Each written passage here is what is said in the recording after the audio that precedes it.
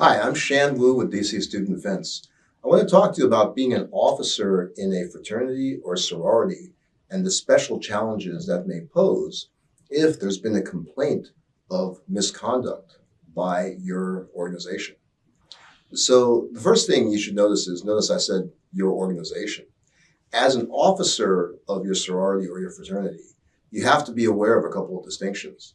The first thing you're going to want to figure out, and probably you should call an experienced student defense attorney to help you figure it out, is whether there is personal exposure for you as a student for having done something wrong, or is it really just the organization that may be exposed to a violation? That's something which you may think you know from the circumstances, but really it's something that we would need to help you ask the school to be clear on. The second issue is you need to distinguish between your local chapter and the national organization.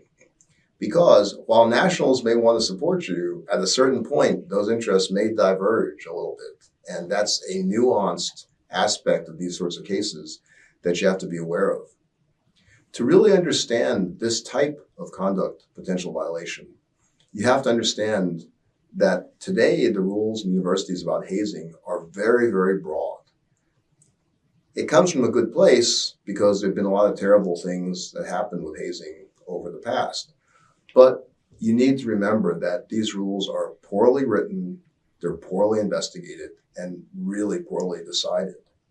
Really, the way most hazing rules are written today, wearing the same color t-shirt could be hazing, as could be people being forced to drink to the point of danger. Those are two opposite ends of the spectrum, but everything in between can constitute hazing. It's actually really hard these days to be an officer in a Greek life organization because almost anything that you do to foster spirit or to put together group activity could run afoul of the hazing rules. So you have to be really careful about that. Probably the best thing you can do to protect the organization from those sorts of accusations is being in close touch with a Greek life coordinator, clearing things ahead of time. But if you're thinking about calling us, it's past that point. And again, you need to remember, is this something that I personally may have a problem with? Or is it something that my organization may have a problem with? And that's really going to inform how we design the best defense for you.